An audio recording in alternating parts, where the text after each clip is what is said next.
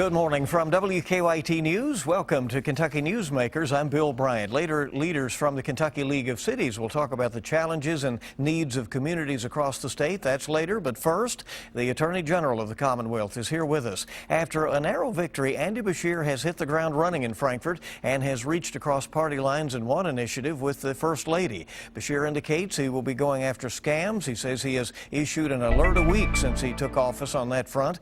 He's pushing legislation to combat repetitive sex crimes against children and vulnerable adults. He plans to crack down on human trafficking. We'll also ask, how does he feel about open meetings and records? And as you know, the Attorney General holds the same office that launched his father's political career in the late 1970s.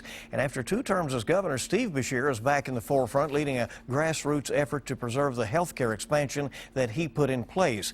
How does the new AG feel about his father's continued activism? Attorney General Andy Beshear is with us today, and we'll wait to get to that question. But thanks for coming. I appreciate it. Thank you for having me. Let's get first off to some issues. And as we were getting ready to go with this program, you have indicated that you may intervene on a life insurance situation where the state of Kentucky has a law that says life insurance companies have an obligation to go and chase down beneficiaries.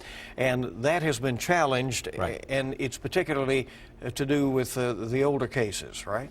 It is. Bill, as Attorney General, I am the chief consumer advocate for Kentuckians, and I love my job. It gives me a chance to protect Kentuckians. And what this case is about is a law that was passed by the legislature that says that these life insurance or burial insurance companies have to periodically check the death records. And when one of their policyholders is on those death records, they have to send a notice to the beneficiaries. How that helps Kentuckians is you and I might not know if our parents or our grandparents even had a policy. And without this law, you might never know that, and those companies might never pay out. And that's part of the contract that they signed. Insurance companies challenge this, saying, oh, the law only applied going forward. But the sponsor, Bob Dameron's already been out there saying absolutely not. This was intended to fix a problem that was there at that time. So the Department of Insurance defended that law. This is about defending laws on the books, and defended it and won at the Circuit Court. They lost at the Court of Appeals, and they were at the Supreme Court. And this was fully briefed. Everything was in. Oral argument was 2 days later, and pretty much in the dark of night, the Department of Insurance under this new administration totally dropped the suit, and the Supreme Court then dismissed it. I can't let that happen. The Department of Insurance has a responsibility to protect Kentuckians, to protect those policyholders. And if they are not going to live up to their responsibility, the Attorney General is going to step in. Can you pick up with the appeal, or do you have to start over? Well, it's going to be an uphill battle because this was dropped at the very last moment. This is really a dereliction of duty. The Department of Insurance has an absolute duty to Kentuckians, and they have absolutely dropped the ball. So we're going to be filing a motion in the coming days before the Supreme Court that says, let us step in, because one of the parties here is the Commonwealth of Kentucky, is the people of Kentucky. And I'm not only the chief legal officer, but I'm the people's lawyer. And we're going to ask them, make sure that the people of Kentucky are represented here. Don't let an action that happens in the dark of night that leads to a dismissal leave these Kentucky policyholders pretty much out of luck. So we're going to do everything we can, because I think that's my duty. You've indicated that you have been surprised by the number of ongoing scams that your office is asked to look into. IRS scams, scams where people are told that they're supposed to be on a jury and this kind of thing. And what can the Attorney General do about those things? We work on it every single day. Scams are out of control. There are more scams, especially directed at our seniors, than I think we've ever seen in our history. Consumer Reports reported that last year more than $3 billion was stolen from our seniors in the United States alone. We have put out more than one scam alert on big scams a week since I've been Attorney General. Thursday, we had a press conference with sheriffs from all over your region, including Sheriff Witt, Sheriff Melton, sheriffs from Bourbon County, representatives from Madison County Sheriff's Office, for a new scam that's particularly offensive.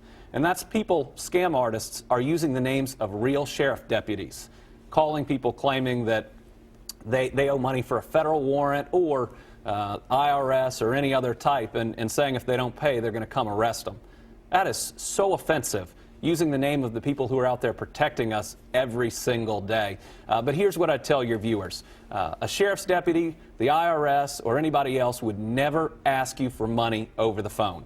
If you get a call that asks you for money over the phone, hang up, call our office, call your local sheriff, and make sure your parents, grandparents, friends, and others know that. The best way that we can stop these scams is to hang up and to not let them profit. You have teamed up with the First Lady, which is interesting, the governor that you have kind of criticized here already today, on an initiative on child abuse training. What is the goal there, and why was it important to you to reach across party lines on that? Well, first, let me say with the lawsuit we're stepping into, my criticism is aimed at the Department of Insurance and their duty, independent from anything else. But the First Lady and I came together on child abuse prevention. And there is nothing political about child abuse and its prevention, and there never should be. And she was amazing, is passionate about this issue, and helped us bring so much more attention to it. What the two of us announced together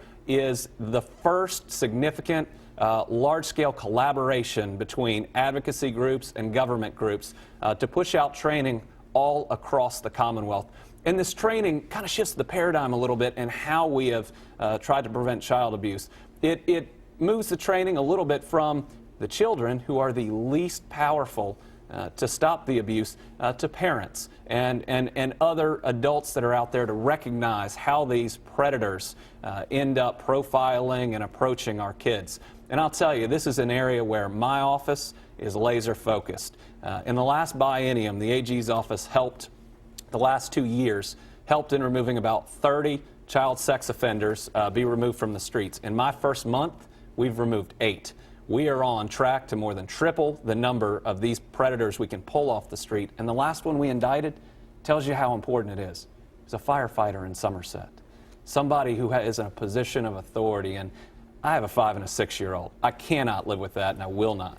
It can be very difficult for children to have to testify, and Yes. the law currently requires them to be specific, and vulnerable adults as well, to be specific Right. about dates and times and that kind of thing. And you are pushing some legislation that would more easily demonstrate a pattern, right? That's right. Right now there is what I believe is a loophole in our child sex abuse laws, and what it requires is that child victim who is already traumatized to testify about the exact time, date, location, and specifics of any instance of abuse that is charged. Now, for a child, that's already difficult, and many of these victims are being assaulted, are being abused multiple times a week in locations and by people that are supposed to make them feel safe. It specifically came from a case about a 6-year-old child in Hopkinsville whose mom was deployed to protect our families, and whose stepfather then orally and anally sodomized that little girl more than 5 times a week, more than 3 to 5 times a week for 5 months. And that little girl's mind, even if she hadn't been traumatized, isn't in a place where you can do and give that specific testimony, but you can give credible testimony. And so we've got a group of sex offenders out there, some of the worst that right now we can't prosecute. And this bill's going to do something about it. Andy Beshear is the Attorney General of the Commonwealth of Kentucky. We're back with him in just a moment. We'll take on some other issues later. The folks from the Kentucky League of Cities talk about a lot of needs in communities and some of their agenda at the state legislature. Welcome back. We continue our discussion now with Kentucky Attorney General Andy Beshear, and there are some laws that the Attorney General is asked to interpret from time to time, those open meeting laws in particular. What is your general approach to that? There are some local officials maybe who don't want the prying eyes of the public to see what's there. And there are some protections on some documents, right? Well, there are, but government is supposed to be open. And our open records and open meetings laws mean that any citizen can learn about what their government is doing. And it's absolutely critical that we not only enforce them, but we err on the side of transparency. Now, there are certain documents, there are investigations and other things that while going on, there may be reasons that you can't disclose to the public. But in general, Every citizen of the Commonwealth deserves to know what's going on in their government. You want to move ahead on this testing of DNA kits that are being held by the state. The governor's indicated he is putting additional money in to deal with that. Yes, and I'd like your viewers to think about this concept a little differently. I worry that our use of the term rape kits makes people think of a box on a shelf, when this really are victims. Victims of some of the worst crimes you could imagine that had the courage to come in and get what can be a 5-hour forensic exam. And we have not sought justice on behalf of those victims. So while we have to get them tested, the next step is the investigation and the ultimate prosecution that leads from those DNA hits. And when they did this in Detroit with about the same number of rape kits, they identified over 300 potential serial rapists. So we've got a lot of work to do. Now, we have a grant from the United States Attorney's Office that's going to help us test kits going backwards. The governor's budget has funding in it to try to prevent a backlog from happening at the state crime lab going forward. But what's in the middle that we now have to address is really seeking that justice. It's from testing through prosecution, and there are going to be some costs involved in that, and I want to make sure that in this legislative session we do everything we can so that we can seek justice for those victims as quickly as possible. These are tight fiscal times. You have announced that you are turning over more than $17 million to the general fund, and that is coming from some money from lawsuits that the state has won? That's correct. We announced the other day that we are returning $9.5 million directly to the general fund and another $8.5 million to be allocated by the General Assembly towards drug treatment and education. That's a $17.5 million return from an office that asks every year for about $10 to $11 million to operate. We're a pretty good deal, and that doesn't get into what we return to Medicaid. Since I've been in office, we've returned $2.5 million. Over the last 2 years, we returned $70 million to Medicaid to help balance that budget.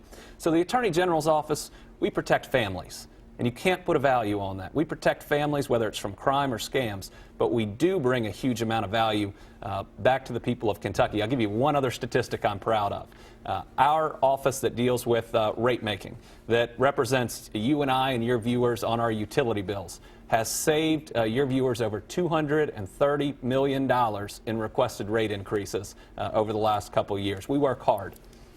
Your father, Steve Beshear, left office a popular two-term governor, made it clear going out the door that he was going to be speaking out from time to time, and now he is.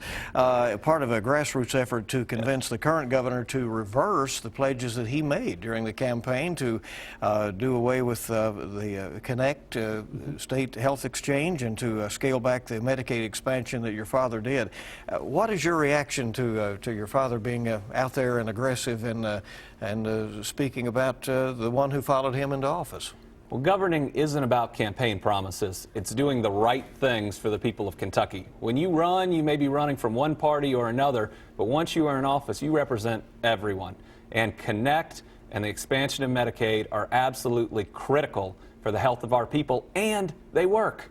They are both considered gold standards in how they were done all across the country. We just had the largest drop in our uninsured rate across the country of any state. I mean, we are doing this well. And let me say, as Attorney General, you are the chief consumer advocate.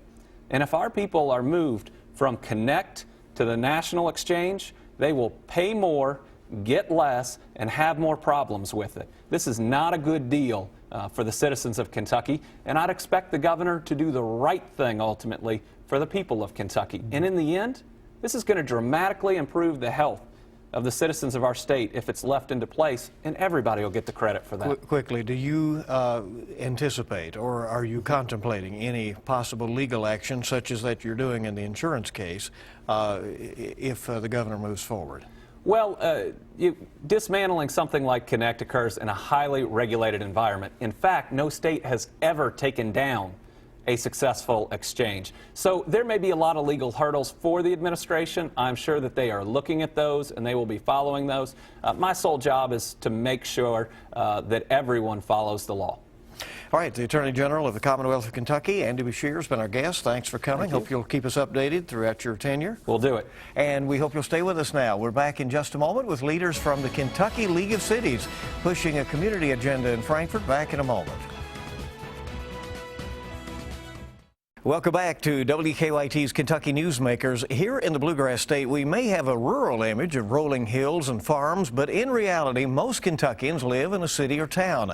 They elect mayors and councils or commissions to see after their needs. Residents of those cities have higher than ever expectations, but of course they want their taxes kept low. When the police respond, a fire truck or a salt truck rolls, a park or a pool opens up for the summer, it's all because of the work at Kentucky's city halls. The Kentucky League of Cities represents municipalities statewide. They have an agenda and some concerns with the legislature in session right now. A long-standing issue is 911 funding. Those emergency lines have long been paid for by taxes on landlines, which, as you know, are disappearing fast as people switch to wireless. And the shortfall in the state road fund could leave cities unable to repair streets. Those are a couple of items we'll discuss today with Jonathan Steiner and J.D. Cheney. They are here from the Kentucky League of Cities. Gentlemen, thank you. We appreciate you coming in. Thanks for having us. Yes. And first of all, let's get right to this 911 issue. I know that is a grave concern for cities because it's been building for years. Are cities to the point now that they're having to take money from other areas to run those emergency dispatch centers? We are seeing that, absolutely. We were fortunate to get a good decision in the Supreme Court out of Campbell County that will now fix some of this problem. It will allow cities to look at a method to include funding 911 services on something like, for example, a property tax bill. So that was a really positive decision. But there are still other issues that we're going to the legislature with to talk about fixing. And that's been the #1 priority for both cities and counties, one that we share because more than half of the funding is now coming out of general funds, whereas those landline fees that you mentioned used to fund the entire operations for 911 to connect the citizens with their first responders. So they're looking for ways to replace that. Campbell County decision out of the Supreme Court helps that quite a bit, but we have issues with governance. All the wireless fees go to Frankfort and then are redistributed back to the local jurisdictions in a formulaic way set out in statute, and there's a board that governs that process. Underrepresented with local officials, we want to fix that, as well as encouraging consolidation and efficiencies and transparency in the entire operation of the 911 funding. Does the public generally come to meetings about 911 and do they express their concerns? I mean, I would imagine there are more calls going to those centers than ever, right? And that's the issue because you have more wireless users, more use, more dispatchers are needed to process those phone calls. Used to, someone was on the side of the road or a wreck, you'd have somebody stop and use a payphone or call when they got home. Now you have multiple calls, and the center has to process every one of those calls, hundreds of calls potentially on the same incident. Do the prospects look good of finding a resolution? I think so. I think we've got a lot of support lined up on both sides, and I'm hopeful something will happen. And additionally on that, it's also the technology changes so quickly. I mean, think about your cell phone and all the apps you have following your location, et cetera. Well, people expect 911 to know where you are as well, and the technology is changing, and it's getting more and more expensive. I think there's a requirement coming that they be able to accept texts as well. That's right? correct. So, Next generation 911. All right, so we'll see where that one goes. And then the price of gasoline is way down, and as a result, so are the funds going into the state highway fund, the road fund. Governor Bevin announced that he plans to cut the money that is sent to communities for road projects and repairs. Are you urging some other support? There is an approach to that? So there is a formula that splits road aid money between counties and cities, and it goes back to the 1940s. It hasn't been changed, and as you mentioned, more and more people are living in cities in Kentucky. It's really a metropolitan state, and so we think it makes sense to spend the money where the people are living and the people are driving, and we'd like to reallocate that formula based on where people are putting the most miles on the roads.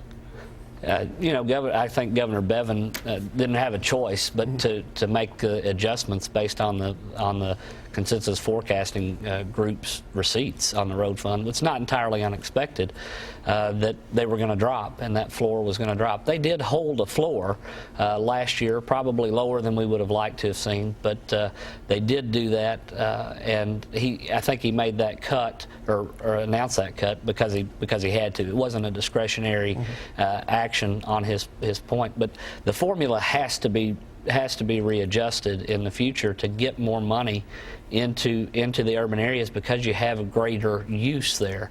And so this is an issue that divides cities and counties, urban and rural, a little bit, but most of their funds in the county roads come directly from Frankfurt out of the gas tax. This is another example of an area where city officials have to take out of their general funds. Even though our expenditures are the same, only about 20% of the expenditures of city governments actually is funded by the gas tax receipts. So 80% is coming out of city general funds for city streets. I would think city officials also are faced with increased demands from the public. They want the snow removed, and they want lots of projects done, the sidewalks and so forth. And then there are requirements from the federal and state government about the safety standards and so forth. Again, the sidewalks, the streets have to meet those codes, right?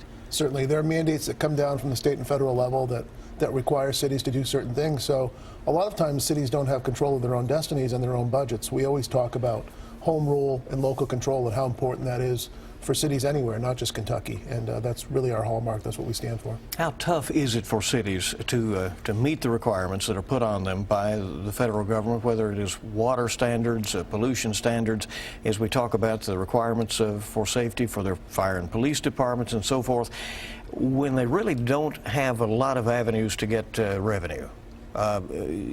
They can only go so many places, and they don't have the options. Even if city voters had the right to say yes or no, they aren't given the right to put up that option, right? That's right. I think it's always harder. The further away a decision is made from a community and painted with a broad brush, the harder it is for it to really be a good decision. I think decisions ought to be made locally, and it is an issue of raising revenues and having revenues to meet all these demands.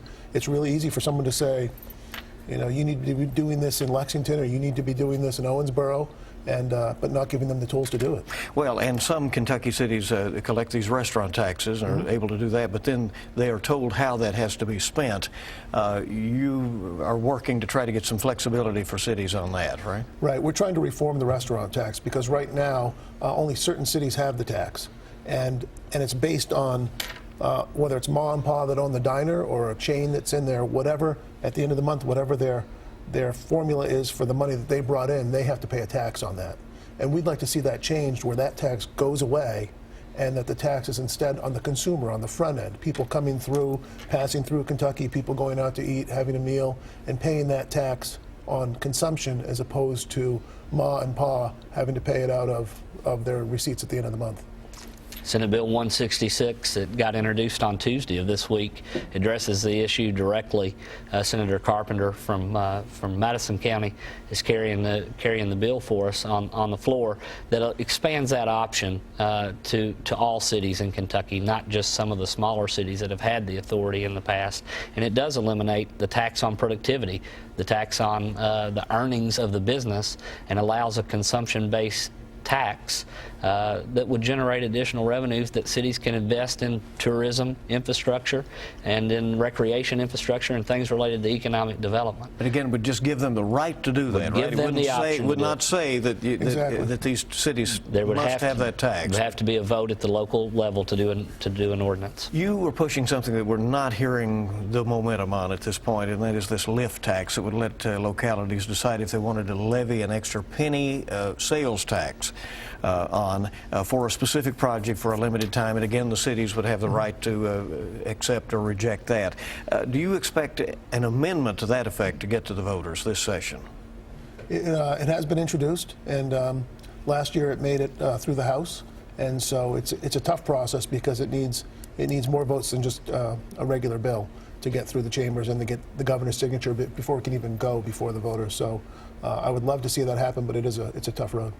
This addresses that antiquated constitutional provision that limits our revenue options that you just addressed. I think it's got good momentum and again shifts the model and allows some element of consumption-based taxation rather than just focusing it on the productivity of businesses and citizens. You've also been pushing what's called P3 legislation, public-private partnerships, and allowing some flexibility for more cities to get involved with business in getting some projects done.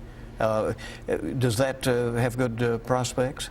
That bill passed the House floor yesterday. Representative Combs carried that. We've had some concerns expressed about local governments being able to handle that and her having the level of sophistication needed to handle those issues. I think we take exception a little bit to the Herald Leader's editorial on that, because we have, as you know, city officials that occupy very professional positions. They're just as sophisticated and intelligent and capable as the politicians in Frankfort. We think, again, it provides another avenue when you're dealing with an antiquated constitutional provision that doesn't allow revenue options.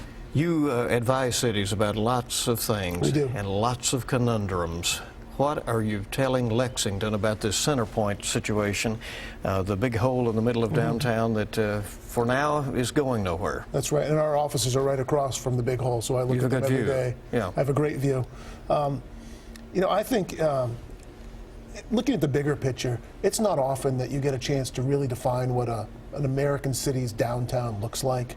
And so I think it would be great if the city keeps moving forward and trying to find a solution to this, and really takes the time. I know it's been a long time, but you're going to get one shot at this, and it needs to be done right, because it really will define what Lexington is for the future.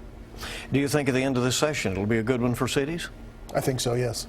All right, gentlemen, thanks. We appreciate it. I know it's back to Frankfort, back to work for you. That's right. Appreciate it. Thank you. Thank you for joining us for this edition of Kentucky Newsmakers on WKYT, and we hope you make it a good week ahead.